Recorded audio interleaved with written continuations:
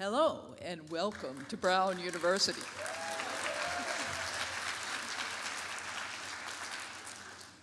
Thank you for joining us tonight. We're so excited to have one of the Guerrilla Girls here with us to challenge the status quo and tell us about everything of challenging the status quo.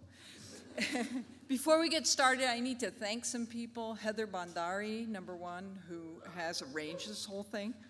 And then also the staff in my office, visual arts, so Olana Estrada, Christine Newsom, and Winnie Geyer, who have worked so hard and put in so many hours on this event.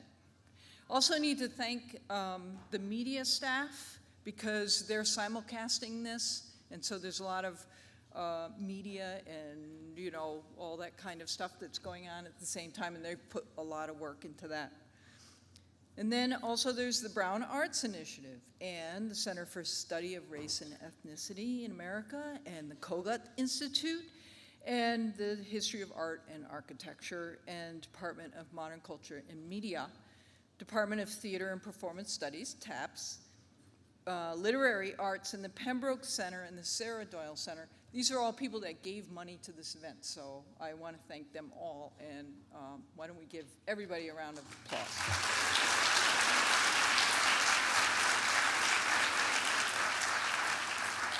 So we're talking about a method of creative complaining that the Guerrilla Girls have been doing since 1985, when they formed in response to a Museum of Modern Art show that was entitled An International Survey of Recent Painting and Sculpture. And the artists were from 17 countries, and there were 165 of them in the show, and 13 of them were women. And less than that, I don't know the exact number, but less than 13 were artists of color. So they got mad, and I don't blame them. And the way they do this is they don masks. The Guerrilla Girls are all volunteers, they're all artists, but we do not know who they are. And by remaining anonymous, they focus you on the issues and not on them, on themselves. So now they've been doing this since 1985, and there's been over 50 artists that have participated, some for years and some for only a few weeks. And today we're going to have, what they do is name themselves after famous women artists. So today we're going to have Frida Kahlo, who speaks to us. It's just important to stand up to the status quo, and that's what the Guerrilla Girls do. So please help me in welcoming Frida Kahlo. Oh.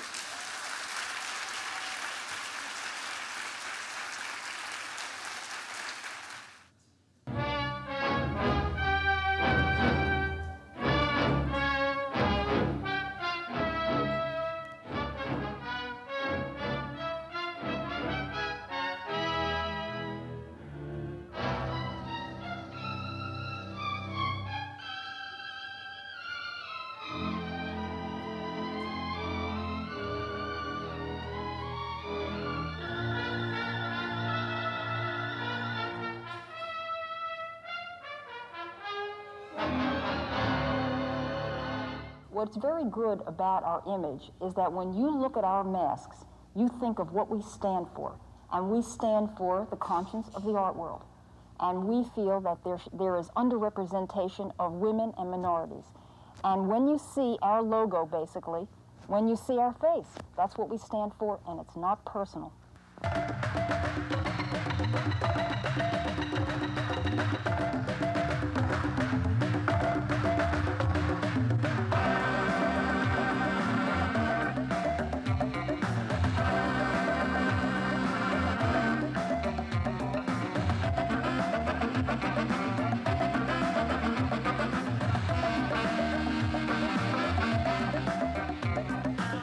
Women artists have never gotten the serious attention, and certainly not the serious money that male artists do. Why?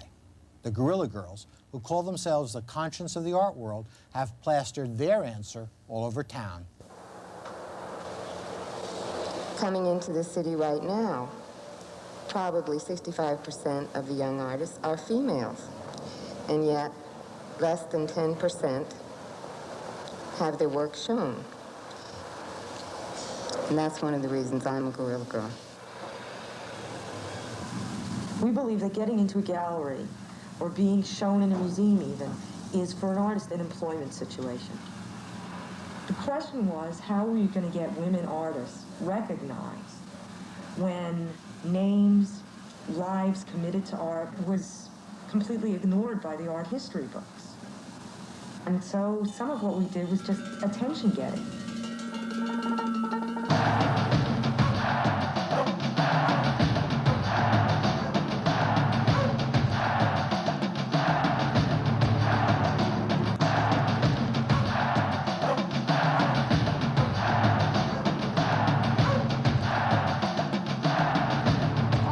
We're anonymous do-gooders like Robin Hood, Batman, Zorro, and the Lone Ranger. Most of the women who are doing all the bitching are completely talentless. For example, like the top women artists, you don't hear them making these embarrassing feminist pleas. I mean, it's just that these women they don't have any talent and they're taking it out on men.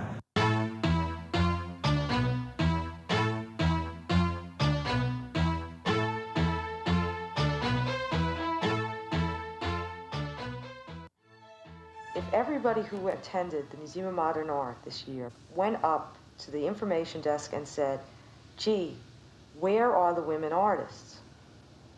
They'd put them on the walls.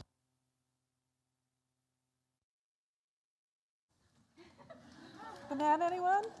Bananas? There are so many things you can do with a banana. You can shake it at someone, you can eat it, you can talk to it, and it will transform you. Bananas, would anyone like to catch a banana? I have no insurance. Front row gets lots of bananas. Let me make this one special. Thank you.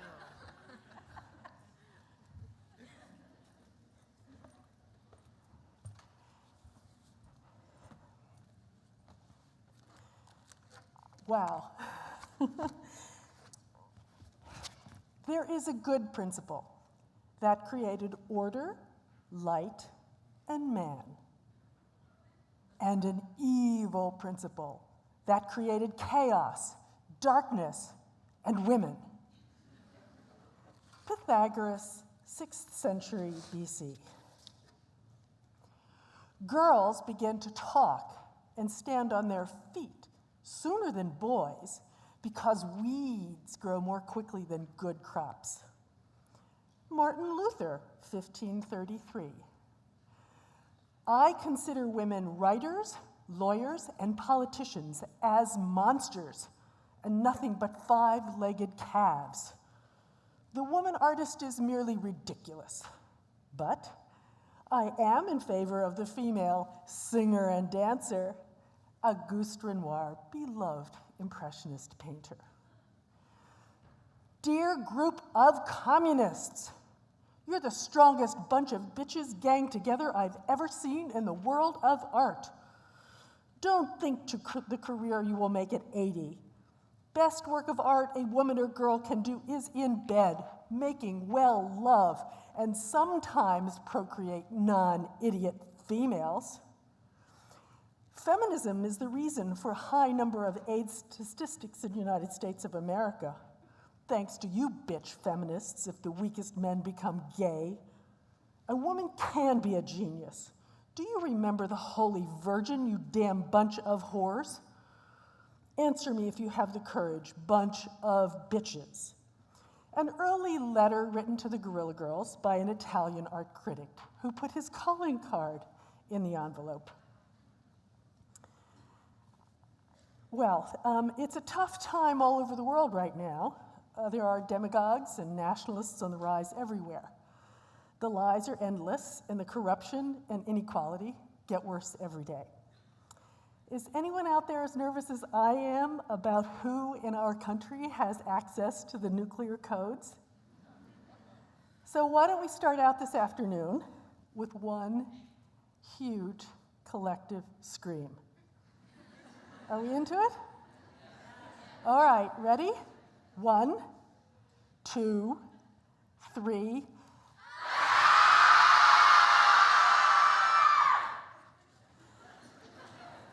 Okay, now we can start. All right, this is a poster that we did right after the 2016 election. President Trump announces new commemorative months. We were thinking about how we Americans, commemorate the heritage and struggle of marginalized groups during chosen months during the year. We did this very quickly because we sort of thought it was funny. However, 2 years in, it doesn't seem funny anymore. And why don't we all keep this from becoming normalized? I'm Frida Kahlo. I'm one of the founding members of the Guerrilla Girls. I've been involved in just about everything that the group has done since 1985. We are very grateful to have been invited here to speak to you, happy to see such a large and enthusiastic crowd. But before I begin, I feel compelled to acknowledge that we are all here today on occupied indigenous land and at an institution with a history intertwined with the horrors of slavery. Not that we should feel bound by this history, but in order to understand the time that we live in, we must acknowledge it, and we must honor and respect those who have endured and continue to endure the horrors of this history. The Guerrilla Girls are a bunch of feminists, for those of you who don't know. We've devoted our lives to fighting for human rights for everyone, and we try to expose discrimination in the art world and beyond, and we fight against the takeover of art and culture by the rich and powerful. Now, in 1985, we got the idea to put up 2 posters. Oh, by the way, you are allowed to laugh, okay? We can practice if you want by tickling each other, but please, it's okay. In 1985, we got the idea to put up 2 posters on the streets of New York about the state of marginalized artists in the New York art world. And I don't have to tell you, at the time, it was not a pretty picture. But we had a new idea about how to construct political art, to twist an idea around and present it in some way that it hadn't been seen before to make it unforgettable. And the Guerrilla Girls were born. We're an anonymous bunch of artists who wear these crazy gorilla masks in public, and we take the names of dead artists as pseudonyms. Over 60 members have been, individuals have been members of the Guerrilla Girls since 1985, some for weeks, some for decades, and some for just a meeting or 2. But we've always been diverse in age, sexual orientation, socioeconomic class. We've been from many ethnic backgrounds: African American, South Asian, Latinx, Asian, Caribbean, European, etc. And we've had cis and transgendered members from the very beginning. We consider ourselves intersectional feminists, and we explore how race, class, ethnicity, and gender identity affect human rights struggles. Who knew that our work would cause all hell to break loose in the art world? Who knew it would cause a major crisis of conscience about diversity? And that was a subject that at the time, museums, collectors, and critics had ignored and denied. Now, finally, it's a no-brainer. You can't tell the story of a culture without including all the voices of the culture in that story. But I don't have to tell you, there's a ton of bias and corruption out there, and because artists get all caught up in the economy of the art world, it's hard for them to admit it openly. And that's why these masks, unfortunately, are still so necessary. You know, our first posters led to hundreds of others. I'm sorry. Hundreds of others, also street actions, billboards, stickers, books. Not just about art, but also about the worlds of film, politics, and pop culture. Who knew? We had no idea that 33 years later, we, the agitating outsiders, would actually end up inside the museums that we continue to criticize. We've had exhibitions, well, we've been in exhibitions at MoMA, Tate Modern London, where, strangely enough, there's a room of our posters on display with Andy Warhol. At the Reina Sofia in Madrid. We've done street projects in Rotterdam, Mexico City, Istanbul, Athens, and Shanghai. Oddly, all of our retrospectives have been in Europe, not in the United States, and I'm sure there's a really good reason for that. Here's our show in Bilbao, Madrid. I'm sorry, this is still in Bilbao, and basically this says, why are the Guerrilla Girls talking trash, about art, cinema, politics, and popular culture? Here's the show in Madrid. And here's a wonderful show, very archival, that was given to us last year at the Museum of Art in Sao Paulo in Brazil. And right now this museum is having some difficulties, as you might well imagine, because of the political situation in Brazil. And we all have to support our fellow artists all over the world struggling under very difficult situations to maintain their intellectual freedom. I feel so lucky to have been able to do this work, and I'm so grateful to the thousands of people all over the world, ages 8 to 88, who write to us telling us that we've inspired them to do their own crazy kind of activism. Now, we started out in the middle of the night, sneaking around, putting up posters in New York. We just took the streets. We didn't ask anyone's permission. But we wanted to do posters that revealed the truth about discrimination in the New York City art world. Now, here's something we did, and I have to tell you, putting a poster on a US mailbox is a federal offense. We did it, not because it was a federal offense, but we were just pissed off. And what really surprised us is that the posters took everybody's attention, and it started a real public dialogue about the issues. Now, this is an example of how bad things were. We weren't complaining because there weren't 50% this or even 13% that. We were complaining about 0, 0, 1, 0. And of course, it was even harder for women artists of color. So we did this intersectional poster. Only 4 commercial galleries in New York show black women. Only 1 shows more than 1. And of course, this introduces the idea of tokenism, which we will take up a little bit later. After a couple of years of these sorts of posters, many of them which named names and shamed people, we understood that the word on the street was that the Guerrilla Girls were just a bunch of whining complainers. So negative. So we took this criticism to heart and decided it was time to do a poster to help artists be more positive about their situation. The advantages of being a female artist. Working without the pressure of success. Being included in revised versions of art history. Knowing your career just might pick up after you're 80. Having an opportunity to choose between career and motherhood. Not having to undergo the embarrassment of being considered a genius. And of course, the last one, getting your pictures in the art magazine wearing a gorilla mask. Now, this poster has been translated into many, many languages. And I have to tell you that still, hardly a week goes by that we don't get letters from people in fields as diverse as veterinary medicine, physics, music, cartooning. We even got a letter from a woman studying mortuary science, telling us that this poster isn't just about the art world, it's the story of their lives too. A few years after we did this poster, we were invited to do a billboard in Manhattan, and we decided to try out this crazy voice we had developed on a larger audience. So one Sunday morning, we went to the Metropolitan Museum to conduct what we affectionately came to call the weenie count.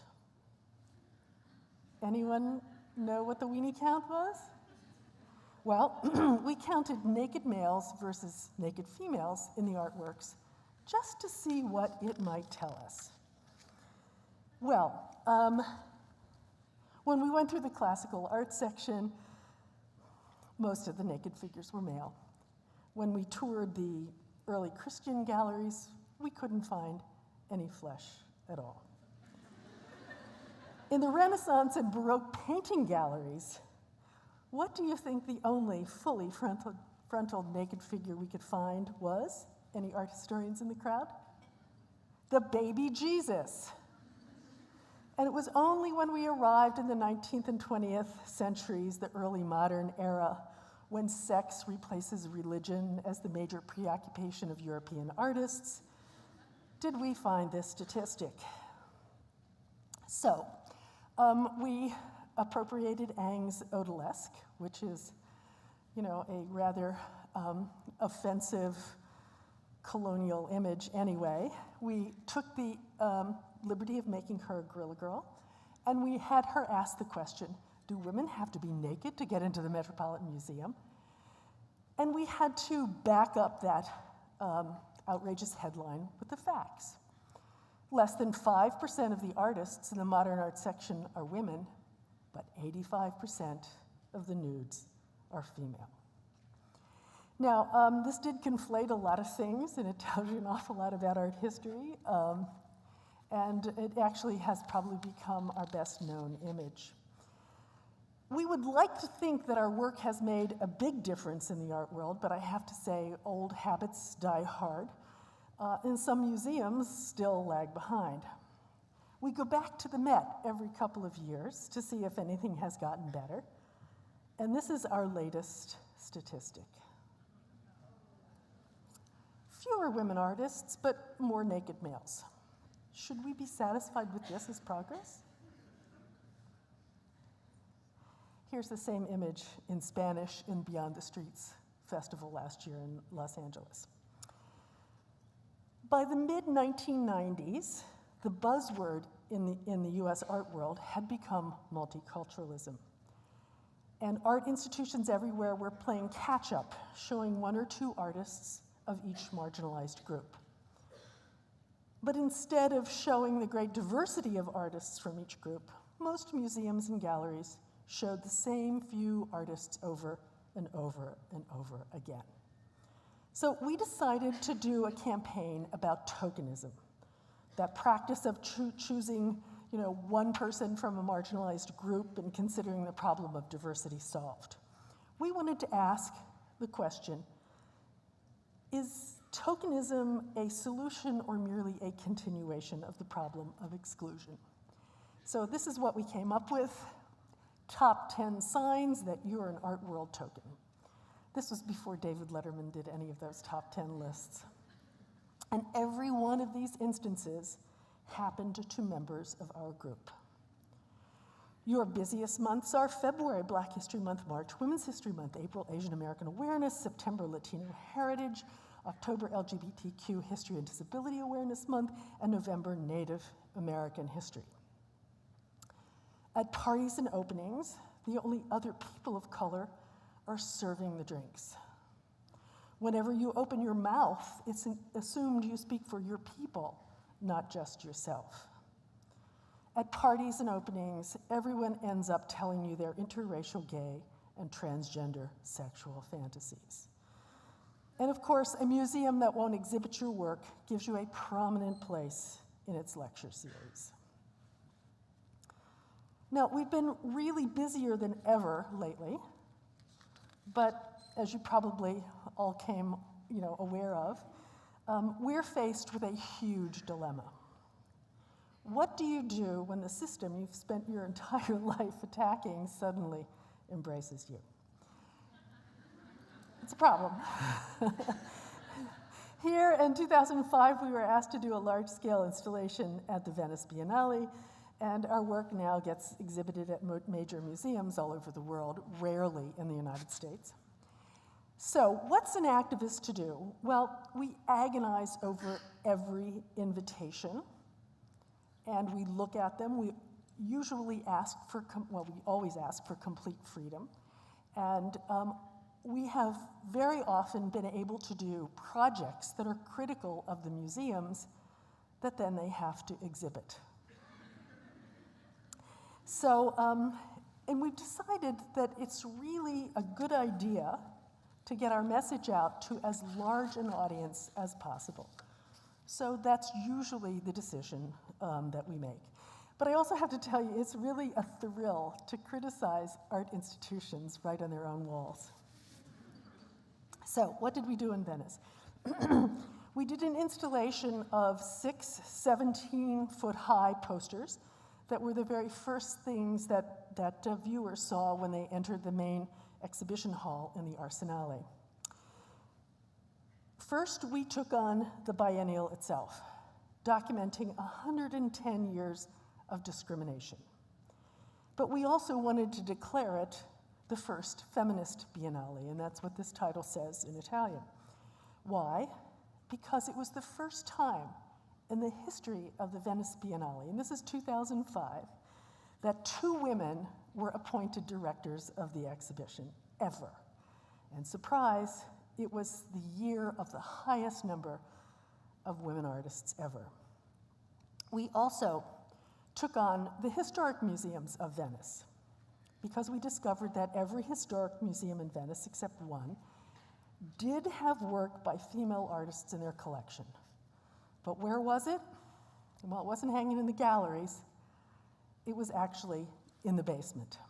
So we appropriated this iconic image of Marcello Mastroianni straddling Anita Ekberg from the famous Fellini film La Dolce Vita, and we asked the question, where are the women artists of Venice? The answer, underneath the men. Then we had lots of statistics on the bottom, and we demanded that viewers go to the museums of Venice and demand to see more women on top.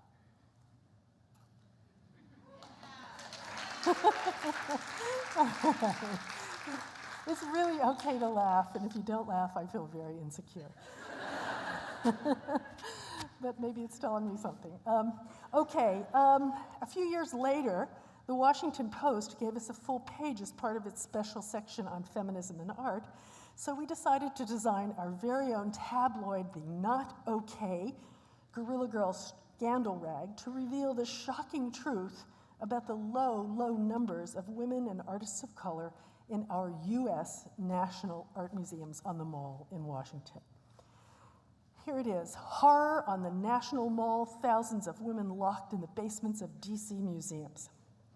Now, we got all of our statistics from the museums or from their websites, but when the Washington Post fact checkers called, the museums went bananas. For example, they called the National Gallery and said, this is the Washington Post calling. We would like to fact check. Could you confirm that at this moment at the National Gallery of Art, you do not have a single artwork by an African-American artist on exhibit? Well, the press office at the National Gallery went silent and said, we'll get back to you. We'll get back to you. We've got to double check. They called back the next morning and said, oh, your statistics aren't exactly right, because just today we're installing a Martin Puryear sculpture. As though showing one is so much better, which of course falls into tokenism. By the way, this is how bad things really were at our taxpayer-supported national museums. I don't know whether you can see this, but the National Gallery of Art, and this is in 2008. The National Gallery of Art was 98% male and 99.9% white, because it had one artwork by an African American. And the Hirshhorn Museum, which was the Museum of Modern and Contemporary Art, was 95% male and 94% white. That's how bad it was. So of course, we think about museums a lot, wondering what the problem is. And I don't know whether you've noticed, but lots of museums have the names of dead white males inscribed on their facades. And we've always wondered if maybe this architecture is part of the problem. So, our solution? Well, let's replace names like Leonardo and Michelangelo with artists like Artemisia Gentileschi, Frida Kahlo, Rosa Bonheur, Alma Thomas, and Claude Cahun. Now, speaking of Claude Cahun, we wrote about Claude in our bedside companion to the history of Western art. For those of you who don't know, Claude Cahun lived in France in the mid-20th century and made self-portraits in all manners of gender roles. Claude was born Lucy Schwab, and Claude's life partner and step-sibling, Suzanne Malherbe, also renamed himself, becoming Marcel.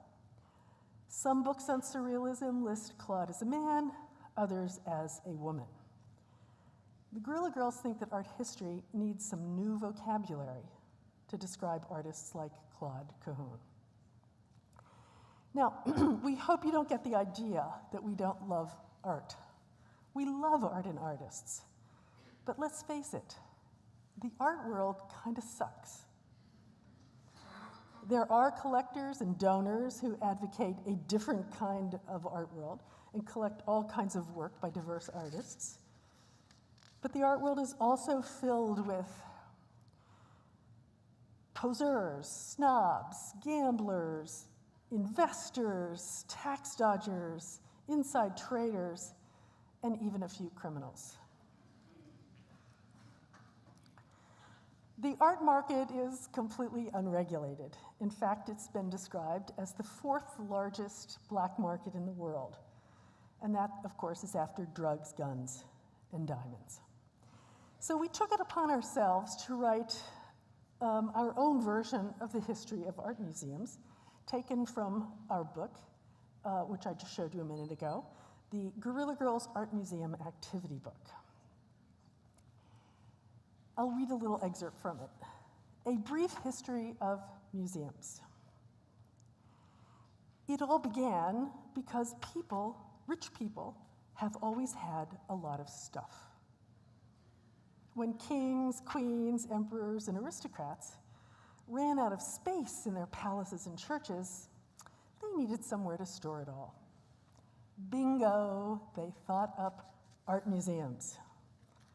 In many countries, museums have become part of the government and are run by bureaucrats and civil servants. But in the United States, most museums are funded and overseen by super wealthy art collectors, the 1% of the 1%. You know, books, music, film, they're all cheap. They can be owned and shared and enjoyed by everyone. But art is a different matter. It's very expensive, and only the rich can afford to buy it these days.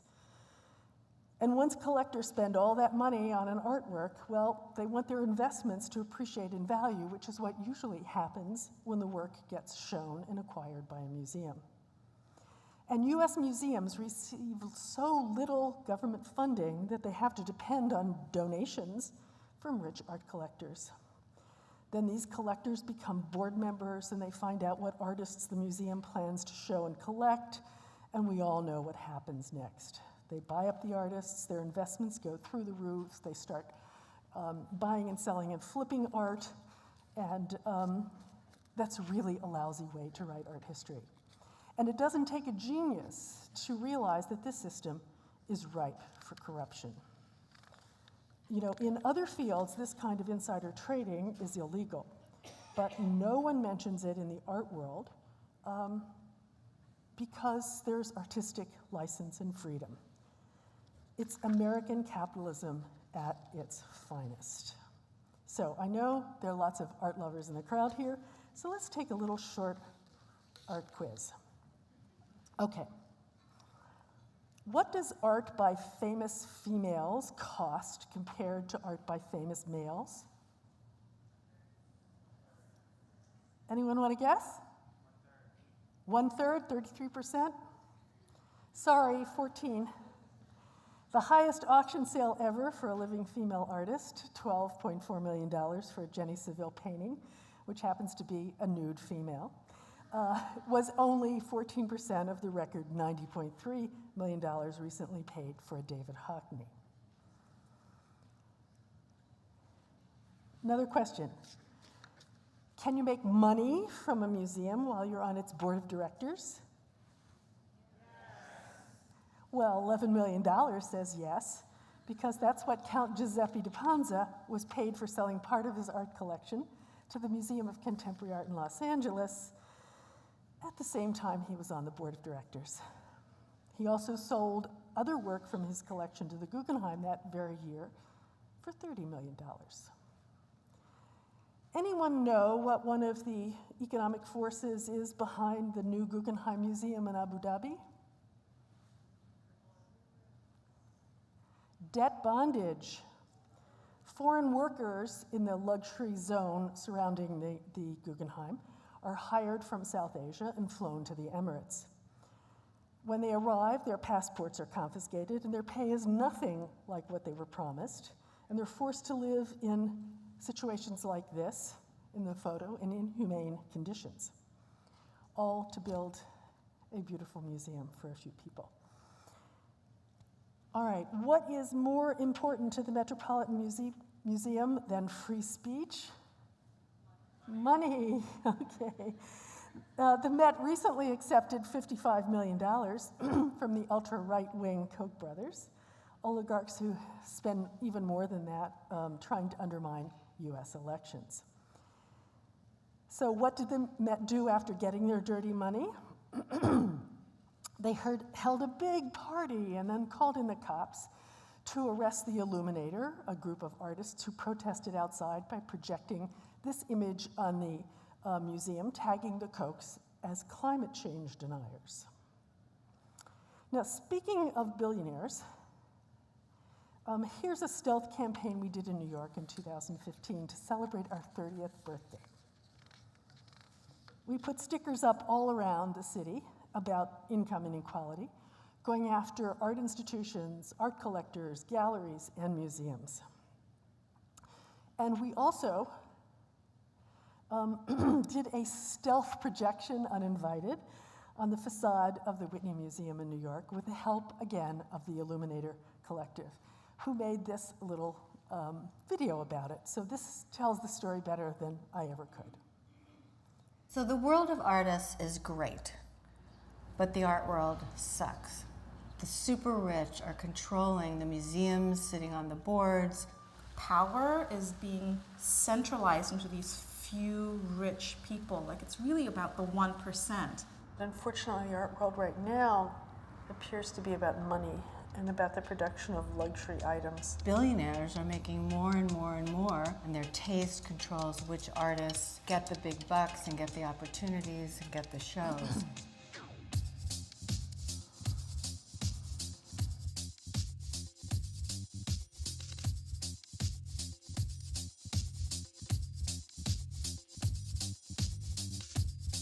We're planning to sneak around New York with the Illuminator.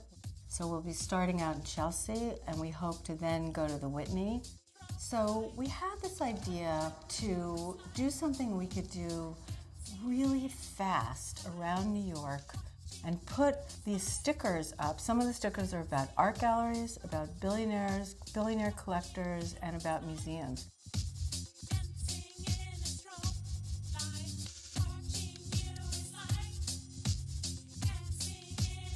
So we wanted to put them up where they belong, on the big galleries, on the museums, and give them out to people, especially so they could do the same thing.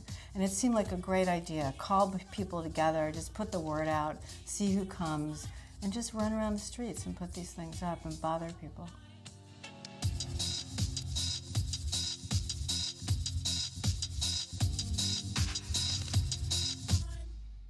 It's going to be a Saturday in Chelsea. People walking around, feeling really good about having seen all this inspiring art. And all of a sudden, they're going to see the wall above start talking to them.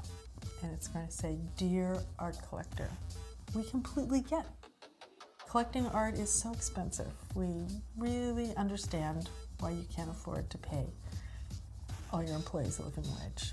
The wall is going to talk to them.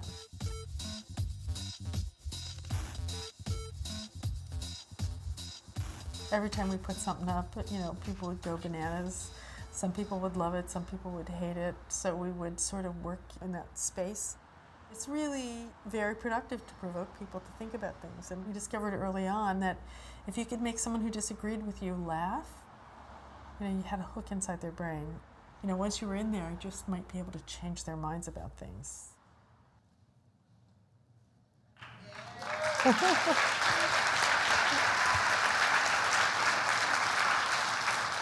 It was so much fun, and it was the very night that the new Whitney was open to the public for the first time, and everyone on the street thought it was a museum-sponsored project.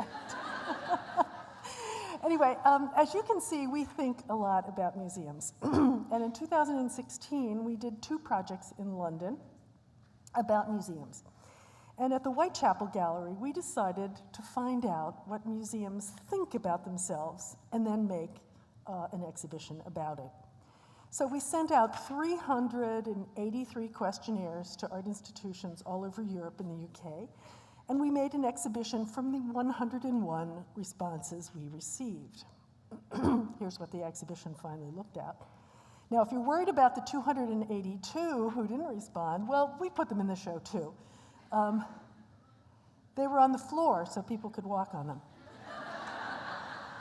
Now, here is a little bit of what we found out. And these are the museums answering all kinds of questions about diversity. Only 2 of the responding institutions had more than 40% women artists in their collection. A Finnish museum told us that women artists have been hugely important to them since their founding in 1861, and today they're proud to have 12% women in their art collection. The Reina Sofia claims that they think about diversity every day, but their collection is still 87% white and male. And billionaire art collector Dakos Yano refused to fill out the questionnaire, but he gave us an answer that was so incredible that we decided to put it in the show. He said to us, gender and race aren't important in his private art museum. The only thing that matters is pure talent. And we asked, what planet do you live on? And of course, the show ended with this statement, which we'll come back to a little bit later. Then at the Tate Modern, just about at the same time, we decided to create the very first ever Guerrilla Girls Complaints Department. We set up there for a week in the new Tate, and we invited thousands of people to come in and complain about art, gender issues, racism, politics, and the museum itself. Our complaints department traveled to Brazil fall before last, and we're hoping sometime, we've made this proposal, to take it to Washington.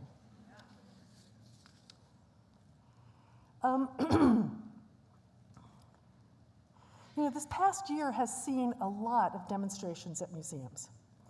I don't know whether you've been reading the newspaper, but there have been protests at the Met and the Guggenheim over the contributions of the Sackler family, who manufacture opioids, then promote their overuse.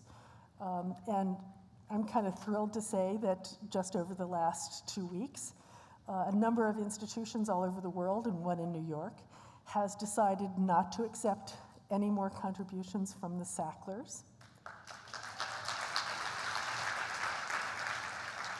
And then there is the uproar, which you probably all know about at the Whitney, over trustee Warren Kanders. We call him the tear gas trustee, who makes tear gas that is used in Ferguson, in police departments all over the United States, in photos of refugee children and their families at the Mexican border. So I don't know whether any of you have been to those demos. They happen every Friday night at the Whitney now, between now and the opening of the Whitney Biennial. The impetus is to get either Warren Kanders to resign or the museum to ask him to step down, and also to get exhibiting artists to withdraw from the biennial. That's a little bit harder. So during all of this, we decided to revisit a poster that we made in 1989 called The Code of Ethics for Art Museums. Now, any semblance to a Judeo-Christian symbol in this is purely coincidental.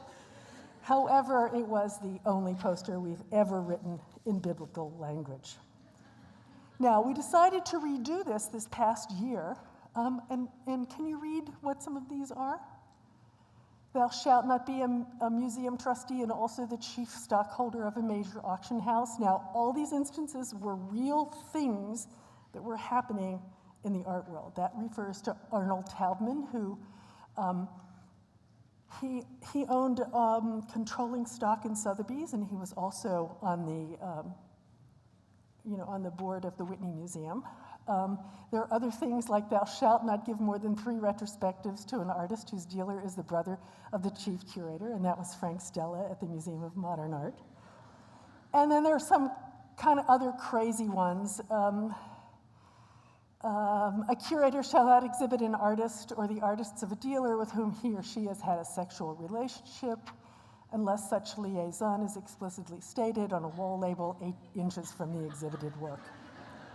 You know, we had to sort of get a little outrageous. So we have redone this for this year. And here it is. The Guerrilla Girls Code of Ethics for Art Museums. I know that's a little hard to read. Actually, the High Line is going to have to exhibit this. I mean, I think they're going to try to bury it, but you know, they asked us to do a project, and we said, "Oh, we'd like to do this." So, anyway, here it is. These are shortened a little bit.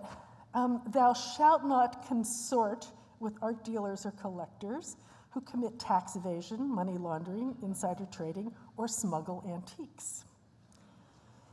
If thou exhibit art mostly by white males, bought at the most expensive galleries run by white males, then donated by wealthy, usually white male collectors, thou must rename it thyself the Museum of Rich, mostly white people's art.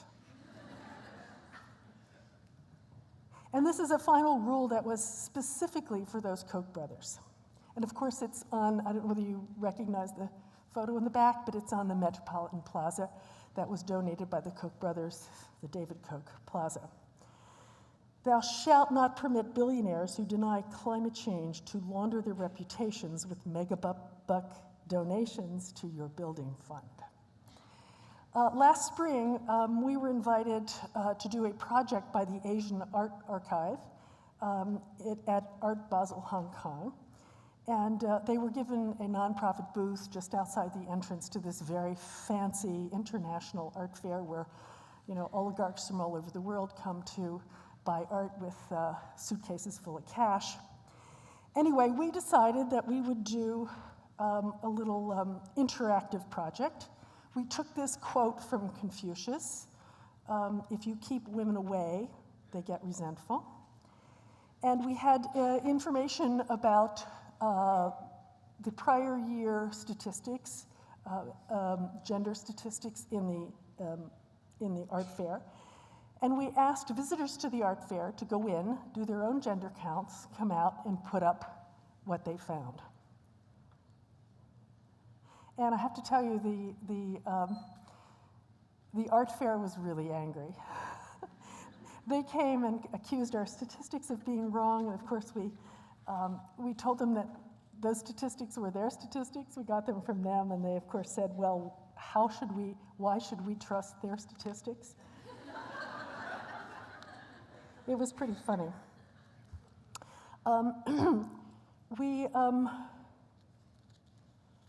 We also collected a bunch of statistics about Hong Kong itself.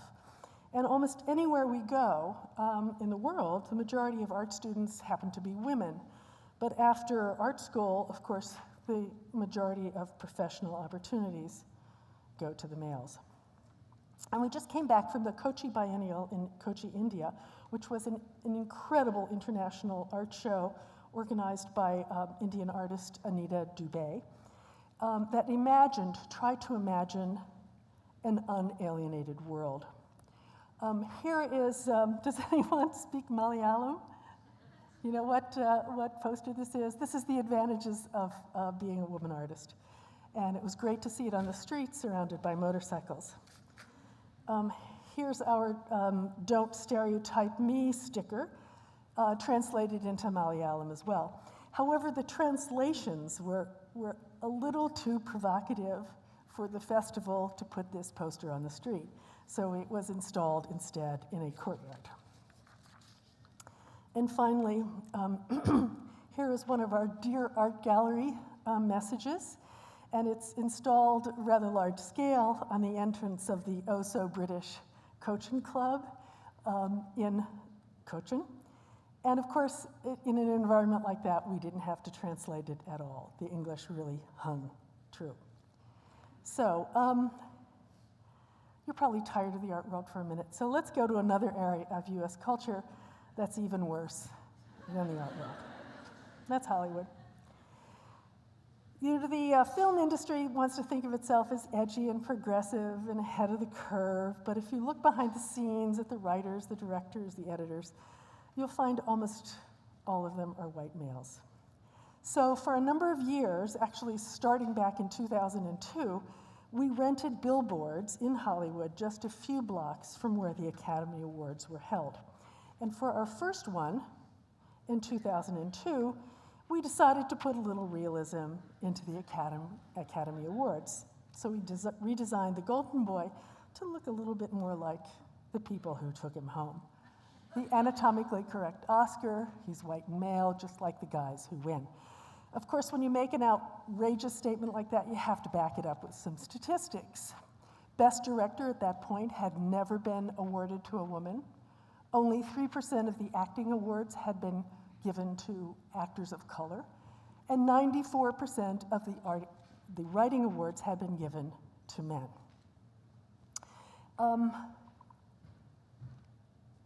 That was actually the very year, maybe you remember, that both Denzel Washington and Halle Berry both won Oscars for their performances. I'm sure it had nothing to do with our billboard. And of course, a few years after that, Monique, Octavia Spencer, Lupita Nyong'o became the 5th, 6th, and 7th black women in 86 years to win Oscars for acting. Jeffrey Fletcher and John Ridley became the first black men to win for screenwriting. And finally, Catherine Bigelow became the first woman to win Best Director, and only the 4th ever nominated.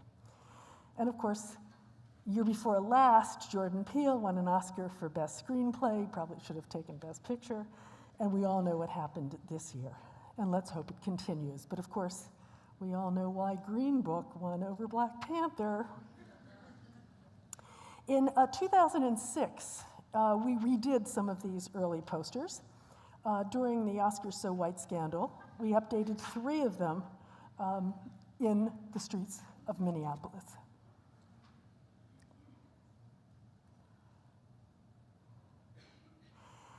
And just last month, we updated our 1999 sticker comparing Hollywood to the Senate, only to find out that while the Senate still sucks, Hollywood sucks even more. Not getting any better. We've also done a lot of posters about political and social issues. And here's a poster. Actually, this is serial. There are probably 50 posters up on this street. Only 9.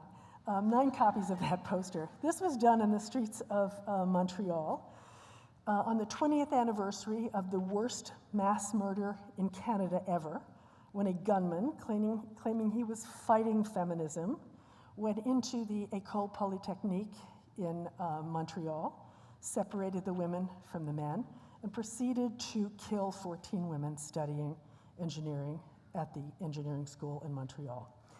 So our poster is actually a graffiti wall of sexist hate speech through the centuries, including Confucius. We'll go back to Confucius, who also said, he knew women really well. 100 women are not worth a single testicle.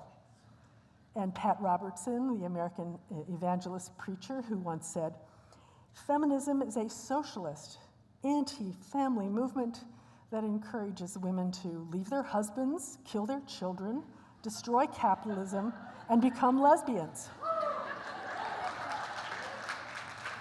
I know, you can't say it any better.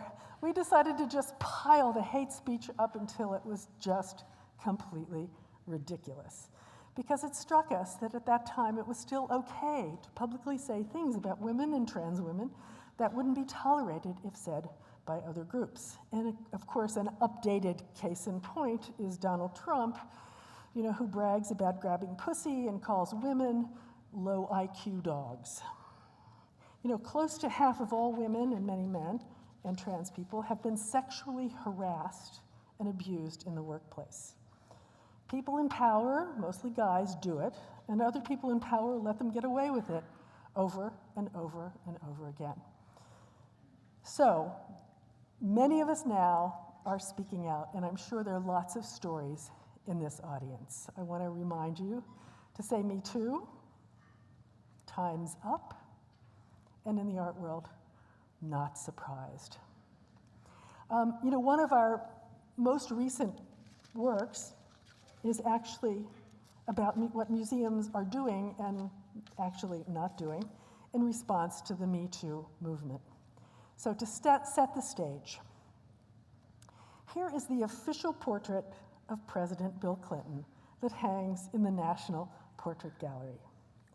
It just happens to be painted by an artist who, like Clinton, has been accused of multiple cases of sexual abuse. So we decided it was time to give these museums some advice on how to write wall labels when the artist exhibited is a sexual predator. And here are the choices. Here's number one for museums that are afraid of alienating their billionaire trustees and collectors. Chuck Close, American, born 1940, Monroe, Ohio. Chuck Close is one of the most important artists of his generation and the creator of a new kind of portraiture consisting of patterns of color. Okay, for museums who are a little conflicted about disclosing an artist's history of sexual abuse next to his art. Chuck Close, American, born 1940, Monroe, Ohio. Chuck Close is one of the most important artists of his generation and the creator of a new kind of portraiture consisting of patterns of color. Like many artists, he has had a few disgruntled employees and models. And for museums who need help from the Guerrilla Girls, Chuck Close, American, born 1940, Monroe, Ohio. Chuck Close has had a huge career with prizes to match. He has been accused of sexually abusing models and students he picks up at fancy art schools. How fitting and ironic that he painted the official portrait of Bill Clinton. The art world tolerates abuse because it believes art is above it all and rules just don't apply to genius white male artists. Wrong. Now, this project caused all hell to break loose. Some curators and art magazines have politely turned it down. And of course, that means that they're probably the ones who need our help. Now, to finish the talk this afternoon, I'd like to tell you a little bit about the very first commencement address we ever gave, and probably the last, at the School of the Art Institute of Chicago a couple of years ago. And here it is in front of 4,000 cheering people in Millennium Park and maybe a few angry parents. We decided to turn it into our manifesto. So we made a video version of this call to action, and I'd like to end my talk tonight with that. And here it is. The Guerrilla Girls Guide to Behaving Badly, which you have to do most of the time in the world as we know it. Be a loser. The world of art doesn't have to be an Olympics where a few win and everyone else is forgotten. The art market and its hyper-competitive celebrity culture makes everyone but the stars feel like failures. But there's another world out there that's not about raging egos, a world of artistic cooperation and collaboration. That's the one we joined, and we invite you to join it too. Let's make trouble together. Be crazy. Political art or activism that points to something and says, this is bad, is just preaching to the converted. Instead, try to change people's minds and do it in some unforgettable way. A trick we learned is humor helps you fly under the radar. If you can get people who disagree with you to laugh at an issue, you have a hook right into their brain. Once there, you have a much better chance to convert them. Be anonymous. Sometimes you gotta speak out publicly, but sometimes it works even better to speak out anonymously. Now this has its disadvantages, like working your whole life without getting any credit, but it has lots of advantages too. Our anonymity, for example, keeps the focus on the issues and away from our personalities. The mystery of who we might be draws lots of attention to the issues we promote. Plus, you won't believe what comes out of your mouth while wearing a gorilla mask. Be an outsider. Even if you're working inside the system, we say act like an outsider. Seek out the understory, the subtext, the overlooked, and the downright unfair. Then expose it. Jam your culture. Remake your institution. Just do one thing. If it works, do another. If it doesn't, do another anyway. Don't be paralyzed if you don't get it right every time. Just keep chipping away. We promise that bit by bit, your efforts will add up to something effective. Artists, don't make only expensive art that billionaire art collectors can afford. Curators, don't exhibit only the expensive art your trustees donate. Let's have more cheap art that everyone can own, like books, zines, music, and movies, like our posters. Show museums tough love. It's unethical that wealthy art collectors who invest lots of money in art can become museum trustees overseeing institutions that in turn validate their investments. It's a lousy way to write and preserve our history. Demand ethical standards inside museums. No more conflicts of interest or insider trading. No more cookie-cutter collections of art that cost the most. Convince art collectors their collections are inferior with only work by white male artists. Don't let museums perpetuate this version of art and power with a few tokens thrown in. Make sure your favorite museum casts a wider net and collects the whole story of our culture. Whether you work in a museum or a classroom, don't teach an art history constructed by corrupt institutions. Do like we did. Write your own. Complain, complain, complain. Be a creative complainer. Be a professional complainer. Don't assume people know what's missing from museums. Remind them how many modern and contemporary art collections still contain less than 15% females and artists of color. Use the F word, feminism. We think it's crazy that so many people who believe in the tenets of feminism are still afraid to call themselves feminists. Feminism doesn't get the respect it deserves. Women's rights, civil rights, lesbian, gay, bisexual, and transgender rights, and Black Lives Matter are the great human rights movements of our times. Feminists like us who believe in intersectionality fight for all human rights. No one is free until everyone is free. Feminism is changing the world. It's revolutionizing human thought, giving many people lives their great-grandparents could never have imagined. But there's still so much work to do. There are so many countries worldwide where LGBTQ people and women have little or no human rights. 90% of transgender employees have faced discrimination or harassment at work. In the US, no federal law protects them, even though nearly 80% of voters support such a law. Then there's rampant sexism in the tech industry, including the harassment of female gamers. And what about the gender earning gap that the US Congress refuses to move against? Violence and abuse against women, gay, and transgender people is still a huge international problem. From gang rape in India to kidnappings in Nigeria to sexual slavery by ISIS to the negligible punishment given out for domestic violence in America. Trans women are assaulted and even murdered in the US. But despite all this bad news, feminist resistance movements are exploding all over the world. Let's make the F word feminism the F word for the future. Let's all join together with feminists on the right side of history.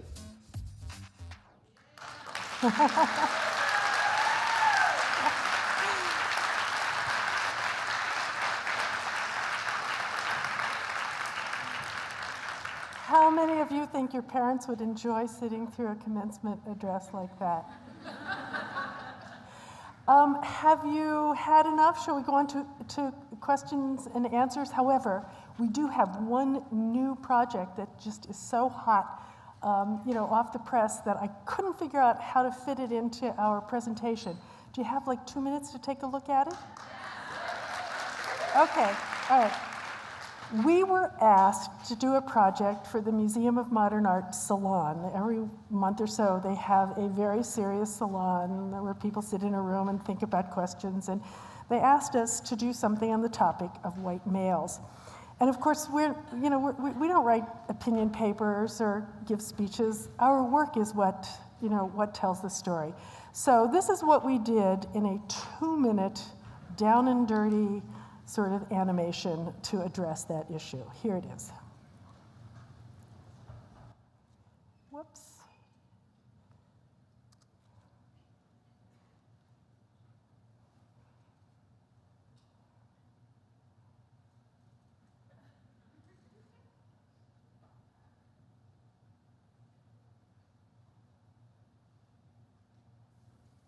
When we started out in 1985, lots of people in the art world, artists, dealers, critics, collectors, even curators, thought that the system was a meritocracy and that the work of women and artists of color just wasn't good enough to be shown.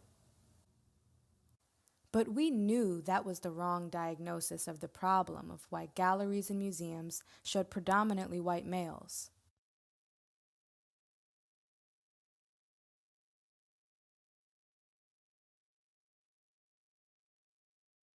So we hammered away at this preconception again.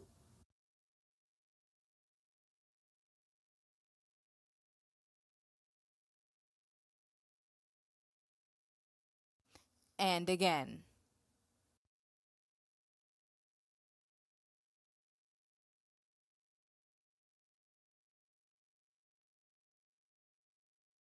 We also made fun of the power of white males in other cultural industries. We even compared those progressive white guys in film to the conservative white guys in government. Now, decades later, hardly anyone would still defend that tired old idea that the history of art can be told with only the work of white male artists. But unfortunately, most of the opportunities and most of the money in the art market still go to white male artists. Men who seem to think their privilege means they can do whatever they want.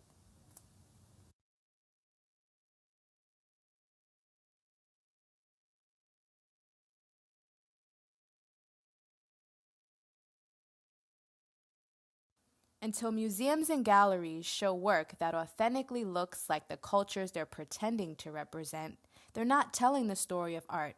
They're just preserving the history of wealth and power.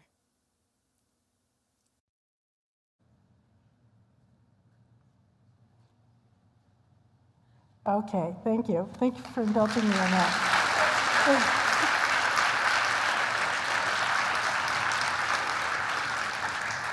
It's such an interesting challenge to kind of reduce very complex ideas to 2-minute sound bites. It's kind of the perversion of advertising, but it's sort of what has been our goal for a long time. So thank you for coming. I would like now to hand it over if any of you have complaints, questions, rants, anything. This is your time. And I see a hand right up there. Yes, please. Do you want to speak with the microphone? I can. It's so powerful.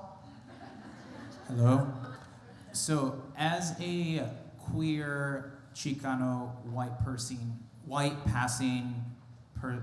artist, what are some ways that people with passing privilege can use that privilege to help change systems of oppression from the inside out?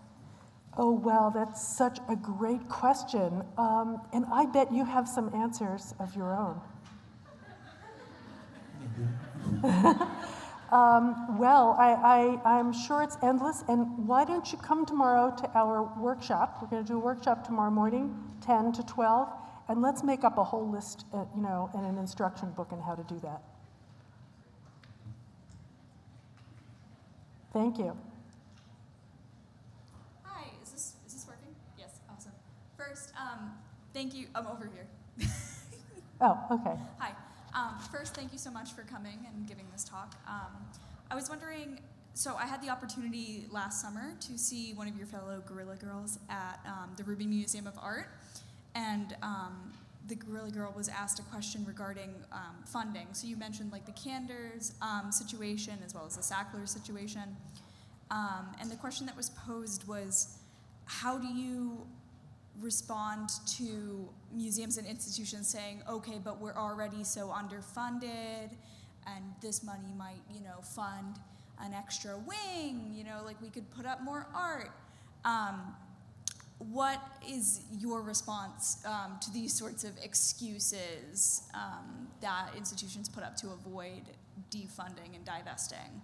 Well, there are lots of ways to fund art. In New York City, for example, if the city of New York was serious about charging sales tax on all the $1 million art sales through all the galleries in Chelsea, they'd have more money than they would need to run all the museums in New York. There are people working in those galleries and in auction houses whose job specifically is to figure out how to avoid paying any sales tax at all on all that luxury, all those luxury items. That for sure is one of them. Hi. Sorry. Sorry, were you done? Thank you so much for coming to speak today. I really appreciate you being here. You mentioned Warren Kanders in the same vein, the Tear Gas King and the CEO of Safariland. Here at Brown, we're proud to say he's an alum of this university and also a large donor to the Brown Arts Initiative, which is the sponsor of this event. He also in the past has used his support of the Brown Arts Initiative to make claims that he supports things like an exhibit on protest art here at Brown, and actually students here at Brown have been protesting his involvement in the university and the Brown Arts Initiative through events and disruptions to Brown Arts Initiative events and exhibits.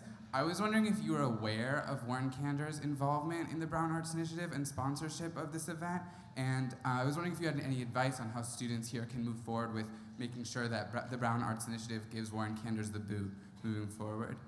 I'm sorry, the last one is what?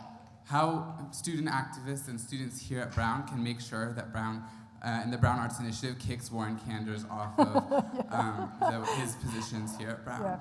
Well, I'm not sure. I just heard about all this afternoon, and I'm not sure that actually the funding for this event comes from Warren Kanders. I can't answer that question, but if it did, I promise to use it to subvert him in every possible way I can. I promise we'll make trouble with that money.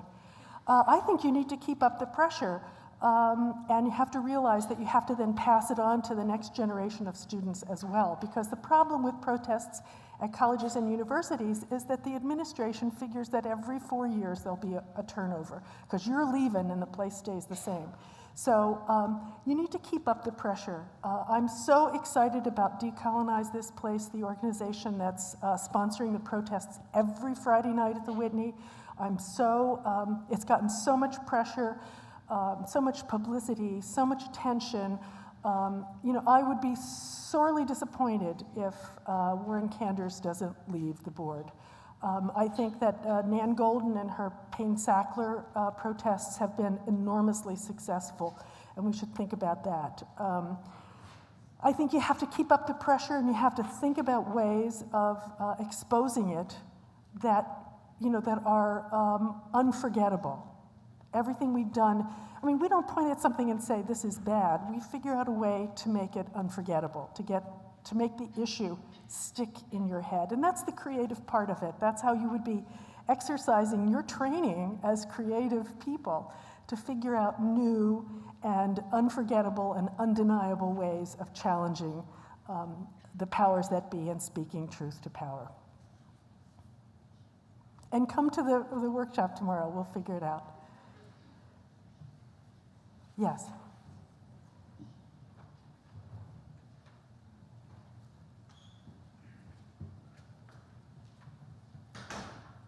Hi, thank you for coming. I'm a RISD student, so purely art there. Would you say that as an artist you've encountered more people who say that they're activists in their artwork but don't actually take any action besides making art? Well, sure. But the inactive ones are not as interesting as the active ones. And when you work with a collective, and it's very dicey working in a collective because, artists are, under this kind of capitalist system where we're all encouraged to be hyper individuals in our art training, and we're never really taught to work in teams or together. So working collectively is difficult, and it's dicey, it's hard, you have to retool yourself. But that is really the way to go. I mean, you have to identify who you can work with. People have dropped out of our group, for a lot of reasons, some of which it wasn't the right group for them. So I think you should forget about the people who aren't doing things and try to identify the people you can work with and try to figure out what you can do with them.